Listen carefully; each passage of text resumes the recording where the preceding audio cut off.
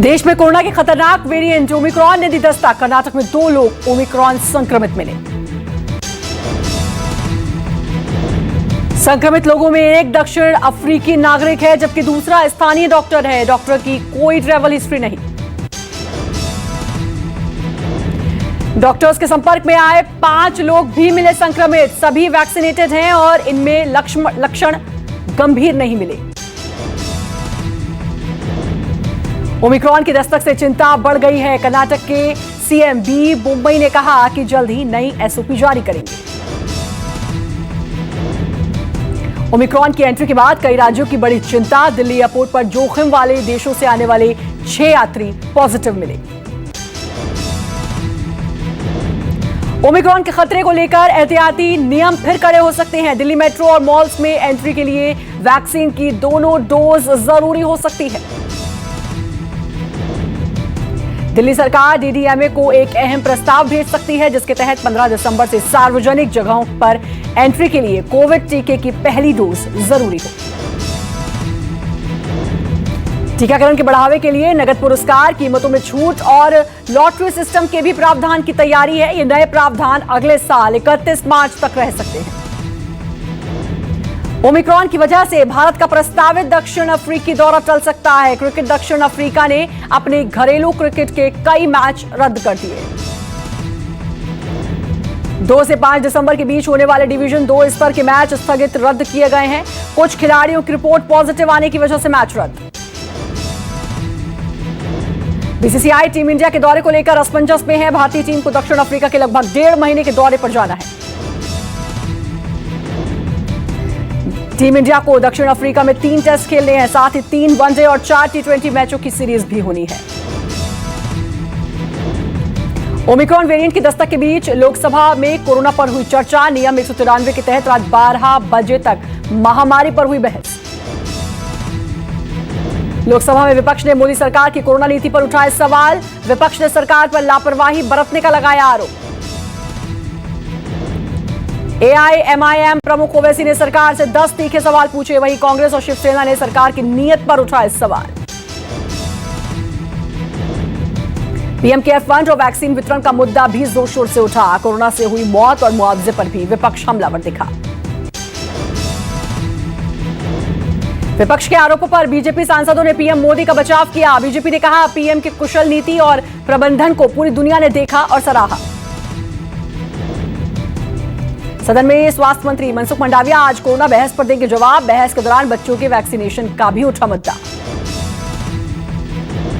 Omicron को लेकर सरकार चिंतित, वहीं स्वास्थ्य महकमा भी अलर्ट पर।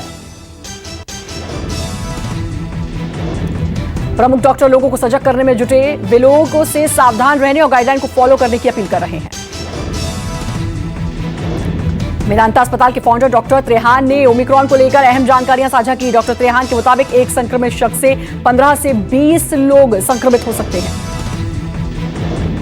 डॉक्टर त्रेहान ने जल्द से जल्द वैक्सीन लेने की अपील की। उनके मुताबिक खतरनाक ओमिक्रॉन के खिलाफ टीका ही न्यूनतम सुरक्षा।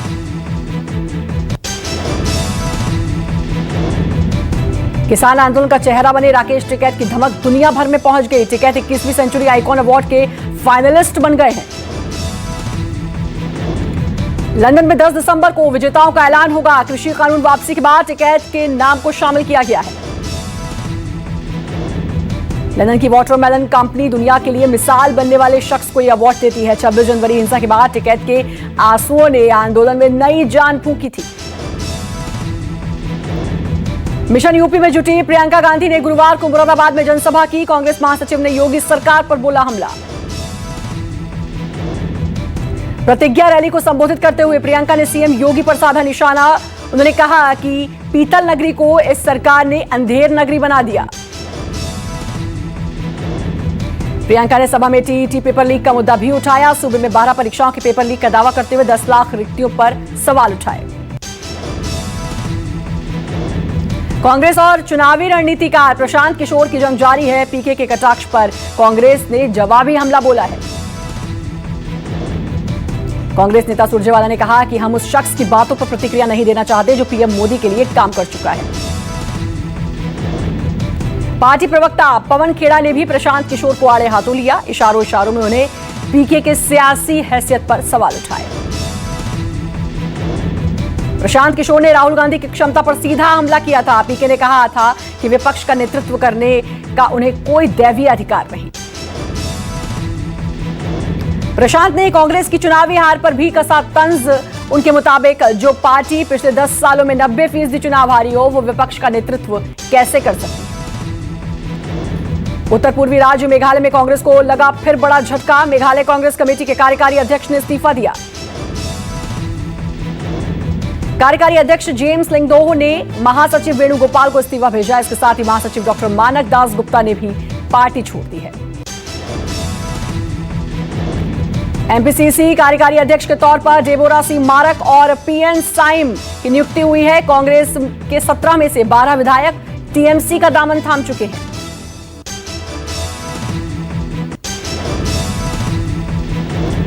दिल्ली के सीएम केजरीवाल ने गुरुवार को पठानकोट में तिरंगा यात्रा निकाली। यात्रा में डिप्टी सीएम मनीष सिसोदिया भी मौजूद थे। आपकी तिरंगा यात्रा में भारी भीड़ उमड़ी। केजरीवाल ने कहा कि एक साथ उनके तिरंगे दिल्ली की रामलीला मैदान में दिखे थे। मिशन पंजाब में जुटे आप संयोजक ने तिरंगा यात्रा के दौरान 4 गारंटी दी। बिजली, स्वास्थ्य, शिक्षा पर दिल्ली मॉडल लागू करने का ऐलान किया। दिल्ली के सीएम ने एक और बड़ा ऐलान किया। उन्होंने कहा कि अगर पंजाब का कोई सेना या पुलिस का जवान शहीद होगा तो उसके परिवार को 1 करोड़ का मुआवजा दिया जाएगा। दिल्ली में आज से फिर सभी स्कूल बंद हो गए। प्रदूषण की वजह से सरकार ने अगले आदेश तक स्कूल बंद करने के लिए कहा।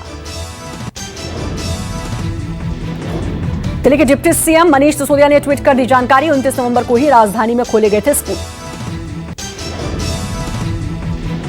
सुप्रीम कोर्ट ने स्कूल खोले जाने पर लगाई थी फटकार। दिल्ली में AQI अभी भी बेहद खतरनाक स्तर पर बना हुआ है। नीट पीजी काउंसलिंग को लेकर विरोध प्रदर्शन जारी। इसके तहत आज दिल्ली के LNJP अस्पताल के रेजिडेंट डॉक्टर हड़ताल पर रहेंगे। अस्पताल में OPD में आज कामकाज प्रभावित रहेगा। डॉक्टर हड़ताल करने वाले डॉक्टर्स की मांग है कि काउंसलिंग जल्द से जल्द कराई जाए। नीट पीजी काउंसलिंग का मामला सुप्रीम कोर्ट में विचाराधीन है। बावजूद इसके डॉक्टर अपनी मांगों को लेकर हड़ताल कर रहे हैं।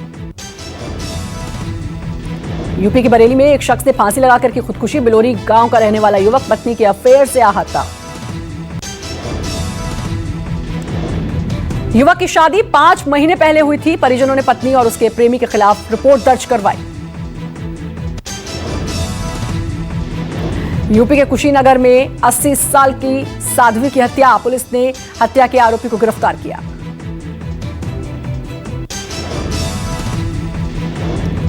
कसिया थाना के सिद्धार्थनगर की घटना। कुकुत्था नदी के किनारे कबीर आश्रम में रहती थी साध्वी। यूपी के फिरोजाबाद में फिर दबंगों का कहर टूटा। दबंगों ने घर में घुसकर महिलाओं के साथ मारपीट की।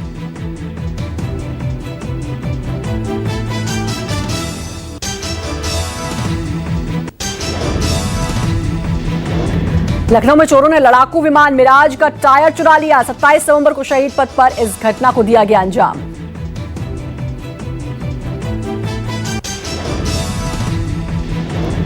चोरों ने ट्रक से जा रहे विमान के टायर पर हाथ साफ कर दिया। टायर जोधपुर एयरबेस भेजे जा रहे थे। पुलिस ने ट्रक ड्राइवर को हिरासत में लिया है। पुलिस चोरों की सरगर्मी से कर रही है तलाश। मुरादाबाद में चोरों ने कार वर्कशॉप को निशाना बनाया। वर्कशॉप से लग्जरी गाड़ियों का सामान चोरी किया। चोरी की पूरी घटना सीसीटीवी में हुई कैद।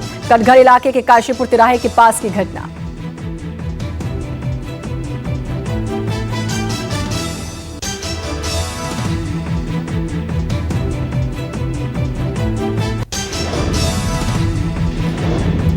केंद्र सरकार ने पेंशनर को ऑनलाइन जीवन प्रमाण पत्र जमा करने की सुविधा दी। बुजुर्ग नागरिक फेस रिकॉग्निशन टेक्नोलॉजी से सर्टिफिकेट जमा करा सकेंगे। United forum of bank unions ने 16-17 दिसंबर को हड़ताल का ऐलान किया है। बैंकों के प्राइवेटाइजेशन के विरोध में हड़ताल होगी। इंडिगो एयरलाइंस ने पुणे से कोयंबटूर, भुवनेश्वर, गुवाहाटी जैसे खूबसूरत शहरों के लिए डायरेक्ट फ्लाइट की सुविधा शुरू की। 4,499 रुपए में घूम सकेंगे शहर। सोने चांदी की कीमतों में आई गिरावट, सोना 0.18% की गिरावट दर्ज की गई।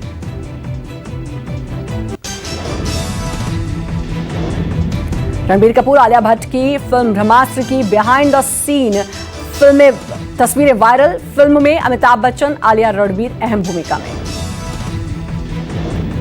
सनी देओल, अमीषा पटेल की फिल्म गदर 2 का मुहूर्त रखा गया। तस्वीरें सोशल मीडिया पर वायरल। आयुष्मान खुराना की फिल्म चंडीगढ़ कर आशिकी का नया गाना माफी आज होगा रिलीज। फिल्म 10 दिसंबर को सिनेमाघरों में देगी दस्तक। करीना कपूर खान ने कराया जबरदस्त फोटोशूट में करीना ने दिए बेहतरीन पोज। सारा अली खान ने इंस्टाग्राम रील पर दिए dancing pose. Reel social media पर छाई। फिल्म तड़प के प्रीमियर के लिए फिल्म के सभी स्टार ने रेड कारपेट पर पार्टी का किया आयोजन। कई सितारे हुए शामिल। जापान में नाव पलटने से एक 69 साल का व्यक्ति पानी में गिर गया। पूरे एक दिन कर व्यक्ति पानी में तैरता रहा। व्यक्ति को बहते देख एक तट रक्षक ने कड़ी मशक्कत के बाद 69 साल के व्यक्ति को बचाया।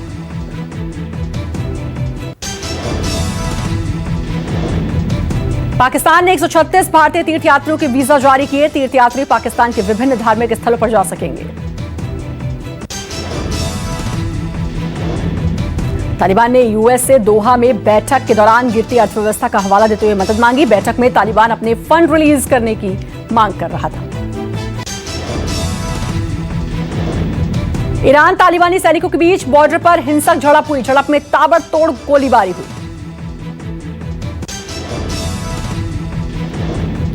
जर्मनी के म्यूनिख में ड्रिलिंग के दौरान फटा द्वितीय विश्व युद्ध का बम। हादसे में 4 लोग गंभीर रूप से घायल।